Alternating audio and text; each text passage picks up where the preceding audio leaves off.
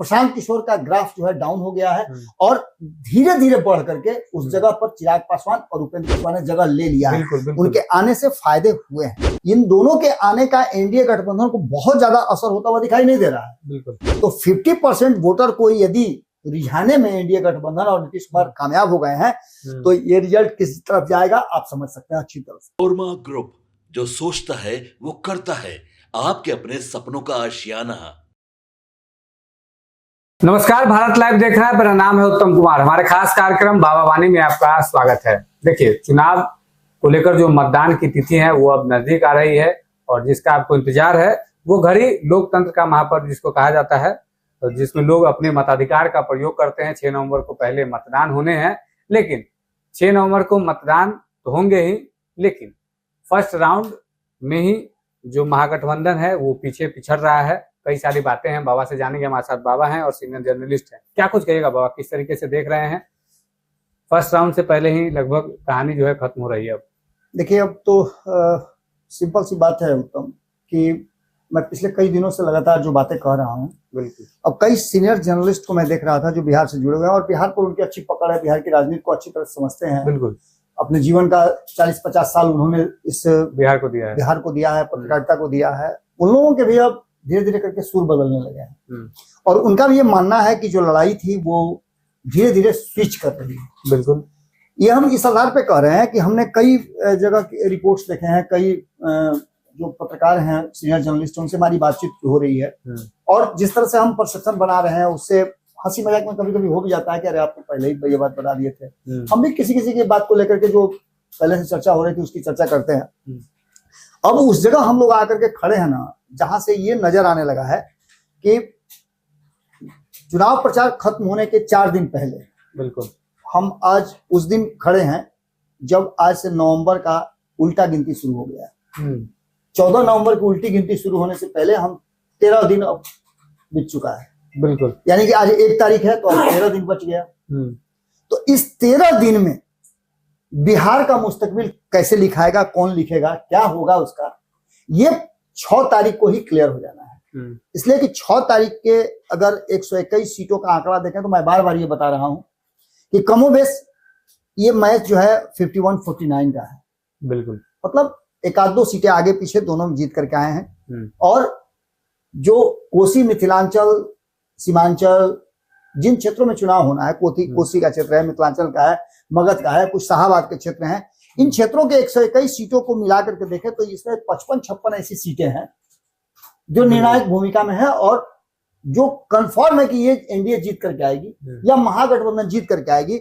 उन सीटों की चर्चा हम करने के लिए आए हैं। बिल्कुल, उन सीटों की चर्चा करने में जो परिस्थितियां बनी है उसमें कई सीनियर जर्नलिस्ट, हमारी अरुण पांडे जी से बातचीत हो रही थी, उन्होंने बताया, और भी कई सीनियर जर्नलिस्ट हैं उनसे भी मेरी बातचीत हुई, तो उन्होंने बताया कि हमारी बातचीत जो हो रही थी उसके आधार पर हमने एक सवाल पूछा था कि क्या उपेंद्र कुशवाहा और चिराग पासवान के आने की, ये बात मेरी आज की नहीं है, काफी लंबी बात, पहले की बातचीत है। उस समय परसेप्शन ये था कि नहीं, इन दोनों के आने का एनडीए गठबंधन को बहुत ज्यादा असर होता हुआ दिखाई नहीं दे रहा है। बिल्कुल, क्योंकि उनकी जगह पर प्रशांत किशोर ने अपने आप को खड़ा कर लिया है और प्रशांत किशोर भी उतना ही डैमेज करेंगे लगभग जितना डैमेज 2020 में इन दोनों ने किया था एनडीए गठबंधन को।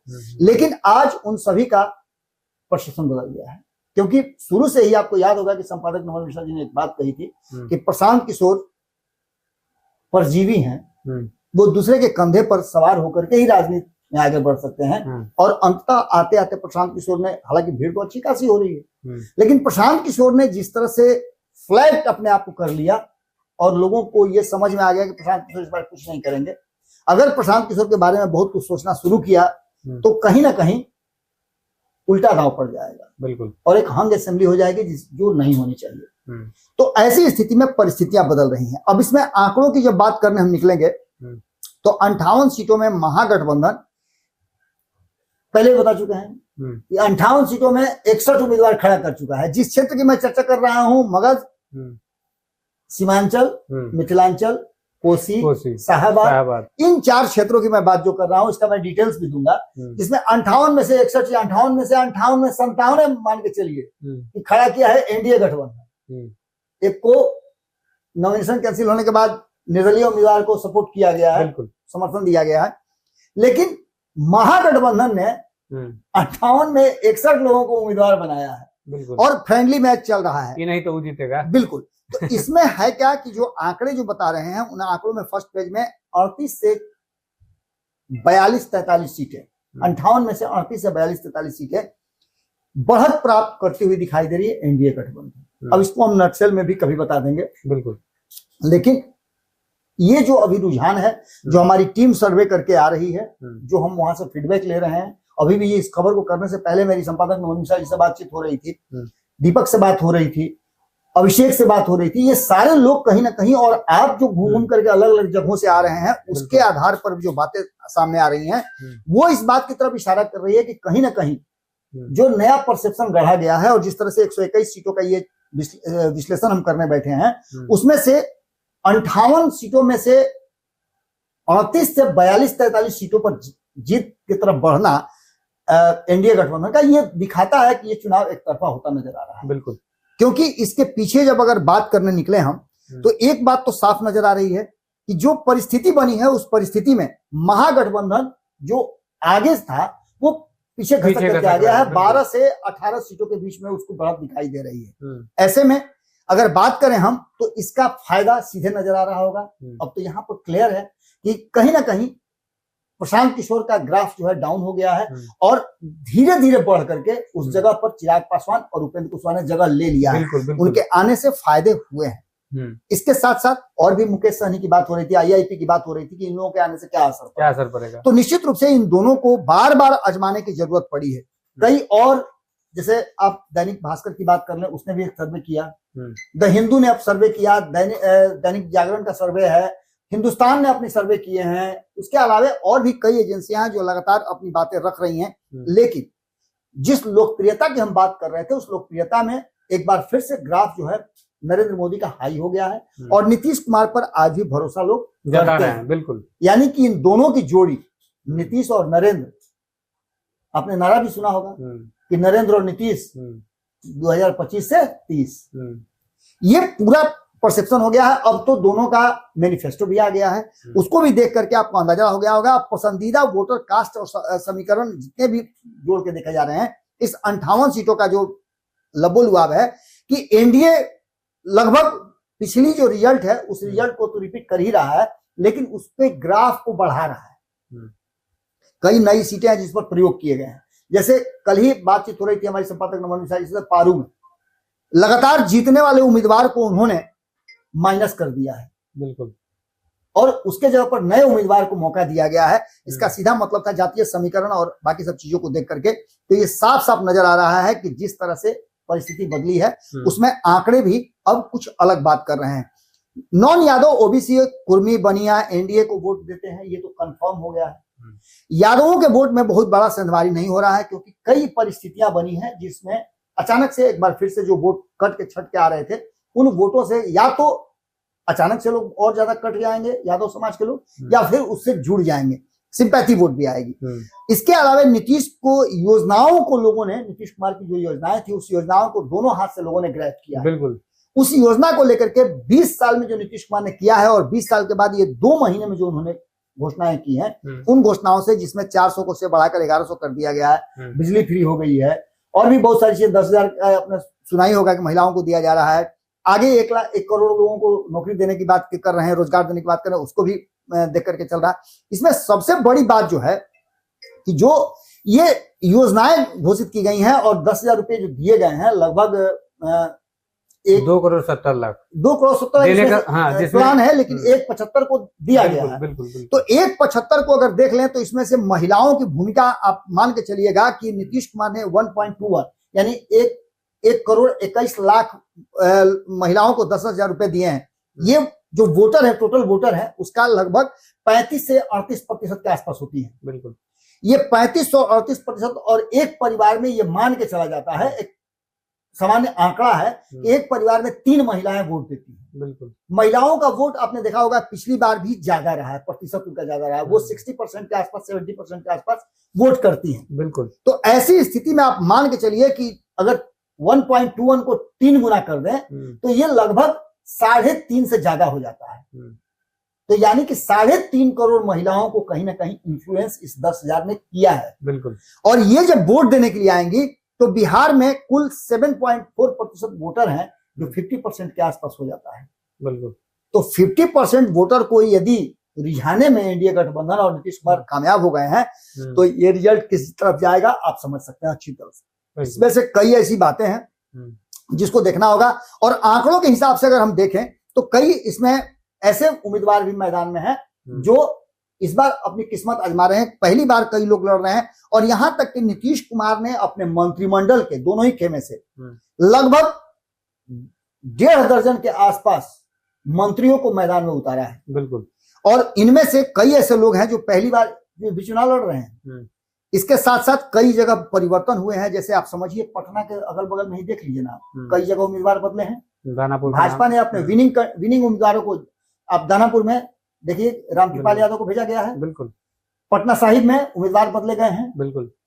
यहाँ कुम्हरार में उम्मीदवार बदले गए हैं। कल ही मैं चर्चा कर रहा था, खबर भी हम लोगों ने दिखाया कि वहां से खास करके जो कायस्थ समाज नाराज चल रहा था कायस्थ के टिकट कटने के बाद, उसके बाद रणवीर नंदन जाकर के वहां खूंटा गाड़े, और खूंटा गाड़ने के बाद माहौल बदलना शुरू हुआ, बेचैनी लोगों की बढ़ने लगी है, और फिर से एक बार एनडीए की तरफ रुख मोड़ना शुरू हो गया है।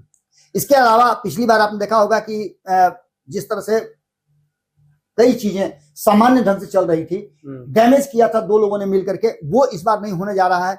इन सब के बाद जो नितिन नवीन है आगे बढ़ते नजर आ रहे हैं। सुनील कुमार मंत्री हैं, बिहार शरीफ से आगे चल रहे हैं। सुरेंद्र मेहता ये भी आगे चल रहे हैं, जीवेश मिश्रा भी आगे चल रहे हैं, संजय सरावगी भी आगे चल रहे हैं। विजय चौधरी के बारे में भी कहा जाता है कि कुछ ऐसी परिस्थितियां अचानक से बनी लास्ट में, जिसमें कई लोगों को जो कुणाल वगैरह थे उनको टिकट नहीं मिलने के कारण विजय चौधरी का ग्राफ फिर से एक बार हाई हो गया, और विजय चौधरी इस बार सराय रंजन से आगे चल रहे हैं। बिल्कुल। इसके बाद श्रवण कुमार आगे चल रहे हैं। मदन सहनी की बात करें तो थोड़ा कॉन्टेस्ट जरूर है, लेकिन वो भी चुनाव जीतते हुए दिखाई दे रहे हैं। महेश्वर हजारी ऑलरेडी चुनाव में आगे चल रहे हैं। रत्नेश सदा के बारे में भी कहा जाता है कि कुछ परिस्थितियां उनके विरुद्ध गई थी, लेकिन उसको ठीक कर लिया है और वो भी आगे चल रहे हैं। अब मिथिलांचल और कोसी की बात करें तो कुल 58 सीटों में से जो दरभंगा की सीटें हैं उसमें कुशेश्वर स्थान जेडीयू 2020 में जीती थी, इस बार भी आगे चल रही है।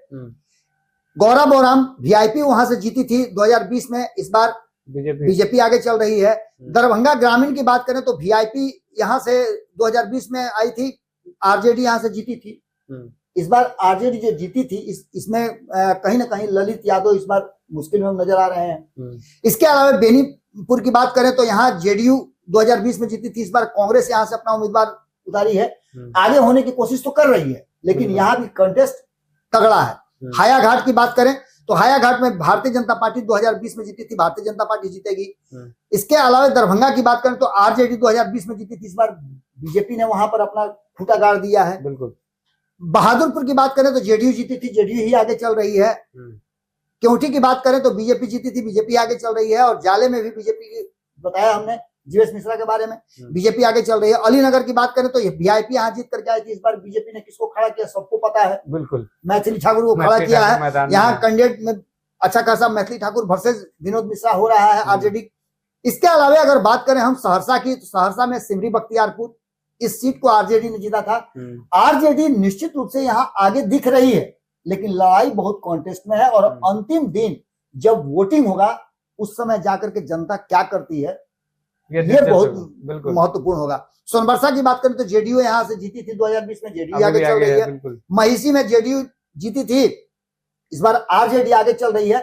लेकिन फिर लेकिन वाली बात मुकाबला तगड़ा है। सहरसा की बात करें तो यहाँ से बीजेपी जीत करके आई थी, बीजेपी आगे जरूर चल रही है, लेकिन आईपी गुप्ता यहाँ पर बड़ा अंतर पैदा कर रहे हैं। खास करके यहाँ पर रोल जो होगा वो देखने लायक होगा जनसुराज का, क्योंकि जनसुराज ने यहाँ से खड़ा किया है किशोर कुमार मुन्ना को, और वहां के पहले विधायक रह चुके हैं वो। तो इस बार किशोर कुमार मुन्ना जितना ज्यादा असर दिखाएंगे उतना ज्यादा ये ग्राफ कहीं ना कहीं करेगा। लेकिन बीजेपी एज में है, इसमें कोई दो राय नहीं है। आईपी गुप्ता उनका वोटर काफी एग्रेसिव है, इसलिए अंतिम समय में खेल हो सकता है। बात करें समस्तीपुर की तो कल्याणपुर की सीट जेडीयू जीती थी, जेडीयू के खाते में ही जा रही है। वारिसनगर जेडीयू को ही जा रही है। आरजेडी जीती थी 2020 में समस्तीपुर, इस बार जेडीयू उसमें आगे है। उजियारपुर की बात करें तो आरजेडी जीती थी, इस बार आरजेडी ही वहां है, जबकि वहां आरएलएम अपना उम्मीदवार खड़ा किया है। बहुत ज्यादा असर प्रशांत पंकज जो है वो पैदा नहीं कर पा रहे हैं। बिल्कुल। इसके बाद मोरवा की बात करें तो आरजेडी वहां से जीती थी। आरजेडी एज में जरूर है, लेकिन यहाँ भी इस बार मुकाबला रणवीर साहू को थोड़ा सा मुश्किल हो रही है। सराय रंजन की बात हमने बता ही दिया था। मोहद्दीनगर की बात करें तो भारतीय जनता पार्टी जीती थी, भारतीय जनता पार्टी रही। सीपीआईएम विभूतिपुर में आज भी आगे है, इसको भी लेकर के चलना होगा और यहाँ की लड़ाई देखना होगा क्या असर कर दिखाता है। रोसड़ा में भारतीय जनता पार्टी थी, भारतीय जनता हसनपुर में आरजेडी जीती थी, लेकिन इस बार पासा पलटने की संभावना पूरी है, क्योंकि अब तेज प्रताप वहां नहीं है। बिल्कुल। मधेपुरा की बात करें तो आलमनगर की बात करें, जेडीयू जीती थी, जेडीयू ही है। बिहारीगंज में जेडीयू जीती थी, जेडीयू आगे चल रही है। सिंहेश्वर में आरजेडी जीती थी, इस बार बीजेपी वहां एज लेकर के चल रही है। और मधेपुरा में आरजेडी की जगह पर आरजेडी है, लेकिन यहाँ पर शरद यादव के पुत्र असर डाल सकते हैं, उनको लेकर के लोगों में सिंपैथी थी, तो आरजेडी को यहाँ मुश्किल हो सकती है और यहाँ परिणाम बदल भी सकते हैं। इसके बाद बेगूसराय की बात करें तो शेरिया बरियारपुर आरजेडी जीती थी, आरजेडी आगे चल रही है। पछवाड़ा में बीजेपी जीती थी, बीजेपी आगे चल रही है। तेघरा की बात करें तो सीपीआई थी, इस बार बीजेपी वहां से आगे चल रही है। मटिहानी में एलजेपीआर जीती थी, आरजेडी के साथ कड़ी टक्कर है, लेकिन यहाँ मटिहानी में बीजेपी एज में है, जेडीयू यहाँ से आगे अपना रंग रूप दिखा रही है और यहाँ के परिणाम बदलने की कोशिश की जा रही है। बिल्कुल। बेगूसराय की बात करें तो भारतीय जनता पार्टी यहाँ जीती थी 2020 में, भारतीय जनता पार्टी यहाँ। बखरी की बात करें तो सीपीआई यहाँ से आगे थी, 2020 में जीती थी और इस बार भी सीपीआई का यह गढ़ यहाँ माना जा रहा है। बात करें हम पटना की तो पटना में मोकामा आरजेडी पिछली बार जीती थी, अब उम्मीदवार बदल गया, जेडीयू में आ गए हैं। काफी हंगामा हुआ पिछले 24 घंटे से, तो खाली मोकामा की ही चर्चा हो रही है, क्या कुछ नहीं हुआ। इसमें जेडीयू एज लेकर चल रही है। बाढ़ की बात करें तो बीजेपी जीती थी, बीजेपी ही है, लेकिन हालांकि यहाँ पर उम्मीदवार बदला है, तो देखिए क्या निकल के सामने आता है। बख्तियारपुर की बात करें तो आरजेडी यहाँ से जीती थी, आरजेडी इस बार भी आगे है, लेकिन बख्तियारपुर में खास करके एलजेपीआर की बात करें तो एलजेपीआर कितना वहां प्रदर्शन कर पाता है, उसको साथ अपने साथियों को कितना मिलता है, वो काफी असरदार होगा, क्योंकि उम्मीदवार तो बड़ी तगड़ा उतारा है। दीघा की बात करें तो बीजेपी जीती थी और बीजेपी ही एज में है, लेकिन यहाँ कई उम्मीदवार हैं, जैसे आपने दिव्या गौतम की बात की, वो भी एक नई कैंडिडेट है, युवा है, एनर्जेटिक है, काफी मेहनत कर रही हैं। और दूसरी तरफ बिट्टू सिंह वो भी जबरदस्त मेहनत कर रहे हैं। तो कहीं ना कहीं एक बात तो साफ नजर आ रहा है कि संजीव चौरसिया के लिए आसान नहीं होगा, जो एकदम आराम से जीत के निकल जाते थे, थोड़ा उनके लिए मुश्किल है, मेहनत तो भी कर रहे हैं। बांकीपुर की बात करें तो यहाँ कोई लड़ाई दूर दूर तक नजर नहीं आ रही है, यहाँ भी कोशिश की गई है, रेखा गुप्ता और बंदना को उतारा गया मैदान में, बंदना को अंतिम समय में लाया गया था। कुम्हरार की बात करें तो यहाँ भारतीय जनता पार्टी जीती थी और एज में भारतीय जनता पार्टी है। कल से ये बात कहा जाने लगा है कि कहीं ना कहीं जो रणवीर नंदन है, कल की मीटिंग उनकी काफी कारगर हुई है और उन्होंने उस जो कैश समाज है उसको समझाने में सफलता प्राप्त किया है। उनकी मीटिंग भी काफी सफल हुई है और कुम्हरार में कैश समाज को समझाने में वो कामयाब हुए हैं कि इससे बड़ा भारतीय जनता पार्टी सोची है कैश समाज के लिए। वक्त आने पर वो जल्दी ही प्राप्त होगा। इस बार भाजपा के फैसले को आप अंडर एस्टिमेट मत कीजिए और भाजपा के फैसले के साथ आप खड़ा होइए, जैसे पहले हुए हैं, विकास के साथ होइए। कैंडिडेट ज्यादा महत्वपूर्ण नहीं, महत्वपूर्ण पार्टी है और बिहार का विकास है। इसके साथ साथ पटना साहिब की बात करें तो यहाँ भी कैंडिडेट बदला है, जिसकी चर्चा हम कर ही रहे थे। बीजेपी यहाँ भी एज में है। फतुहा की बात करें तो यहाँ से आरजेडी जीती थी 2020 में, यहाँ से एलजेपीआर जो है आगे चल रही है। आरजेडी जीती थी मनेर में, यहाँ से आरजेडी ही आगे अभी चल रही है भाई वीरेंद्र। लेकिन भाई वीरेंद्र का वो जो सचिव जी वाला मामला है, वो और भी कई मामले हैं जिसको लेकर के वो मामला जरूर कहीं ना कहीं लोगों के जहन में होगा। इसके अलावा फुलवारी की बात करें तो पिछली बार सीपीआई-एमएल जीती थी, इस बार जेडीयू के जीतने के पूरे चांस है। इस बार फिर से श्याम रजक वापस आ गए हैं, पिछली बार नहीं थे बेचारे। मसौढ़ी में आरजेडी जीती थी, इस बार जेडीयू एज में है। पालीगंज में सीपीआई-एमएल जीती थी, सीपीआई-एमएल एज में थी, लेकिन अचानक से जो एलजेपीआर ने अपना दबंग मजबूत कैंडिडेट ला करके खड़ा कर दिया है सुनील यादव को, वो एज में है। विक्रम से बात करें तो कांग्रेस पिछली बार जीती थी, इस बार बीजेपी कैंडिडेट बदल के चला आया है सिद्धार्थ, तो बीजेपी एज में है। दानापुर की बात करें तो आरजेडी जीती थी पिछली बार, इस बार बीजेपी। समझ ही सकते हैं कि क्या परिस्थिति है। भारतीय जनता पार्टी को एज मिला हुआ है। वहीं बात करें नालंदा की, तो नालंदा के अस्थावा में जेडीयू जीती थी, जेडीयू ही रही है। बीजेपी जीती थी बिहार शरीफ में, बीजेपी ही है। राजगीर में जेडीयू जीती थी, जेडीयू ही है। ये पूरा क्षेत्र नीतीश कुमार का कहा जाता है। इस्लामपुर में भी जेडीयू आरजेडी जीती थी, इस बार जेडीयू का पलड़ा भारी है। हिलसा में जेडीयू जीती थी, इस बार आरजेडी एज में है, लेकिन अंतिम समय में नीतीश कुमार यहाँ खेल करेंगे, क्योंकि नीतीश कुमार के बहुत करीब है हिलसा का सीट। बिल्कुल।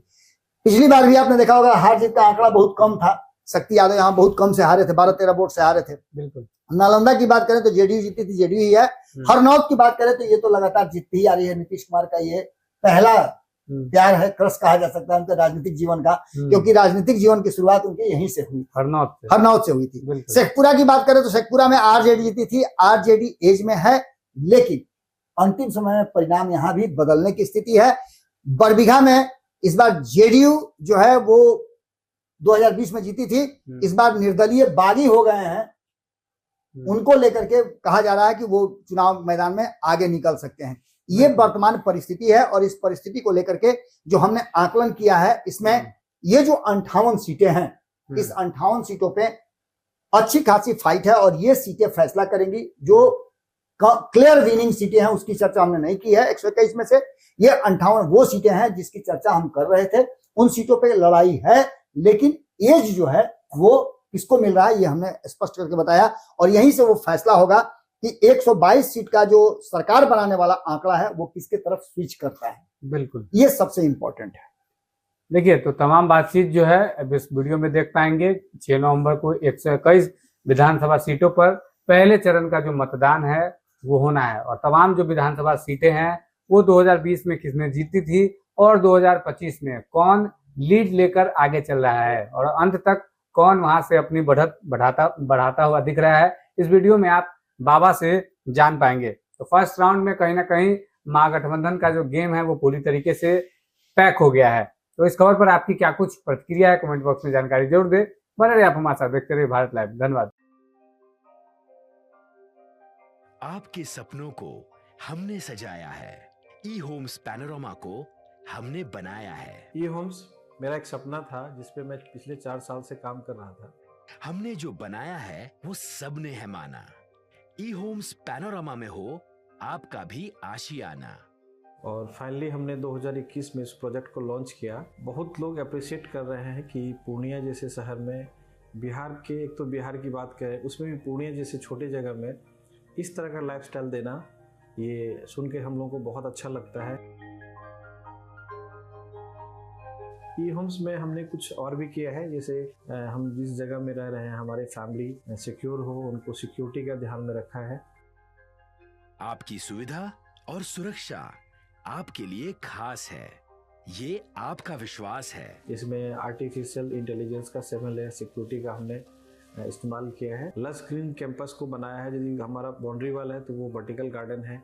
ये जितनी भी फैसिलिटी होता है एक इंटरनेशनल टाउनशिप में ई होम्स है, ये हम लोग विश्वास नहीं कर पा रहे हैं। जो भी हमारे मित्र दोस्त या जो भी हमारे बाहर के बाहर आते हैं तो हम लोगों को बहुत अच्छा सुनने को मिलता है और बहुत अच्छा क्रेडिट मिल रहा है। वो सारा हमने सिर्फ एक बिल्डिंग नहीं बनाया, हमें एक बहुत अच्छा लाइफस्टाइल दिया ई होम्स में, और मेरा एक सपना था जिसको मैं आज फुलफिल होते हुए देख रहा हूँ। ये आपका आवास है।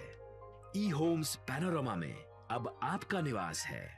E Homes Panorama, luxurious lifestyle redefined. Panorama group, जो सोचता है वो करता है। अगर ये वीडियो पसंद आई और वह बिहार के राजनीति और बिहारियत से सरोकार रखेनी तो सब्सक्राइब बटन दबा के चैनल के सब्सक्राइब कर ली। ओजे एगो घंटी बा, ओकरा बटन दबा देला से कुल सटीक और मारक खबर रुआ मुफ्त में मिल जाई। अगर रुआ पत्रकारिता के हमनी के नया प्रयोग में सहयोग कर चाहतानी तो ज्वाइन बटन दबा दी। पेटीएम नंबर नोट कर ली 9386 816 700।